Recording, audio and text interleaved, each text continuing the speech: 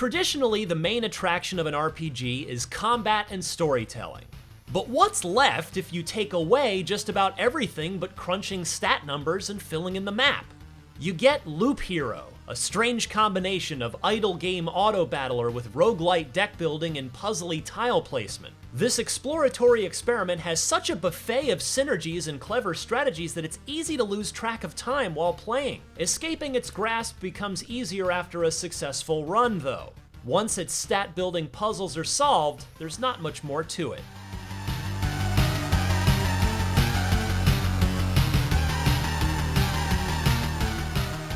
Before we even get to its strangely hypnotic and unorthodox gameplay, it has to be said that this is an excellently surreal apocalyptic fantasy setting. Loop Hero's world is ending. Everybody's memories are fading, so things are disappearing. Except, of course, your lone hero, who walks a circular path through the void, fighting monsters and, crucially, remembering things back into existence before coming back to a campfire to rest.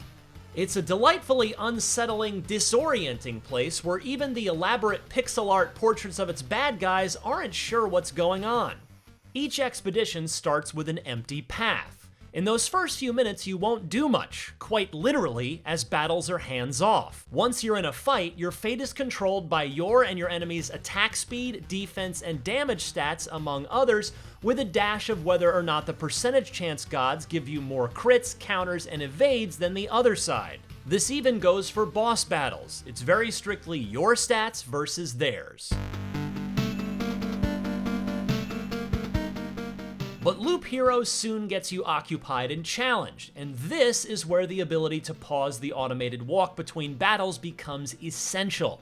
As your hero fights, they earn cards representing map tiles, and placing these tiles makes the hero remember that features like forest groves, mountains, villages, rivers, and more were there all along, restoring them to reality. Those tiles bring benefits, things like boosts to attack speed for forests or a town that restores some hit points when your hero passes through.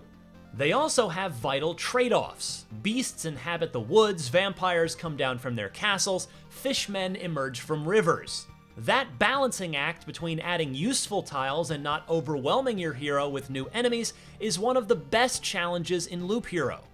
The loot that drops in battle is a big part of what keeps you busy. While it's fairly robotic early on, you soon have to stop and think about which stats are best for whichever of the 3 classes you've picked that run. Does your warrior want to buff his automatic health regen or his vampirism to gain health with every strike? What stats will your necromancer sacrifice for the ability to summon an additional skeleton into their posse of the dead? You're frequently swapping out one sword or magic ring for a shiny new one, but this is where Loop Hero leans too hard into randomness. If you don't get the weapon drop you need for a couple of loops, you're just out of luck as your damage doesn't keep up. That, and the only thing about loot, is stats, stats, and more stats. There are only 6 to 8 stat types to focus on for each class, and that severely hurts replayability, even when you consider the special abilities a class gets upon leveling up, because you can't rely on any one stat to show up in the constantly moving treadmill of random gear. And because it's just numbers going up, there's never a piece of gear so cool that it's likely to make you change the plan you had going to build around it.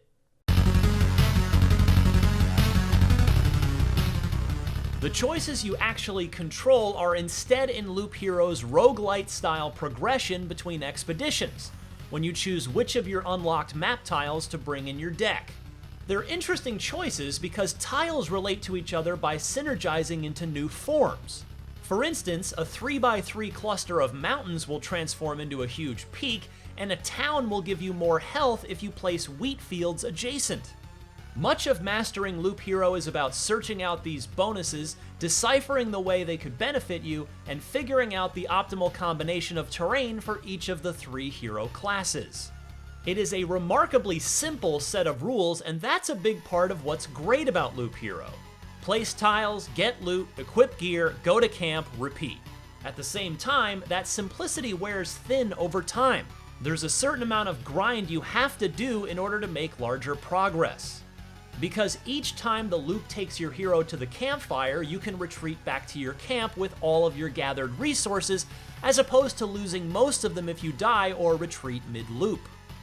You spend resources to build up your camp between runs, unlocking new card options and little incremental updates to help you beat the boss of each act. You might decide to enter a run with a farmer's scythe to get more food from the fields you pass, or a silver necklace to reduce damage from vampires, or maybe build potion racks beforehand so you can bring more healing with you. The thing is, those upgrades really are bland. You get more health, more damage, more attack speed, more stats. They don't shake up how you play other than unlocking the 2 additional classes, which happens early on. Loop Hero's biggest fault is that aside from the scale of the fiction and the ingenuity of the concept, it's not ambitious or creative in the details of its design. There are clear, optimal ways to build your character and place its tiles, and after you realize what they are, there's very little incentive to try anything new. Shockingly creative in its fantasy fiction setup and addictive in its largely automated gameplay, Loop Hero is a new and interesting take on an RPG that does not disappoint. It stops short of being revolutionary, though, and its reliance on dull stat improvements wears out quickly in comparison to roguelikes that emphasize trying unique new builds over pure optimization. That may give it a shorter lifespan than expected, but it's still a fun, weird journey from start to finish. For more on your favorite roguelites and all your favorite games, keep it right here on IGN.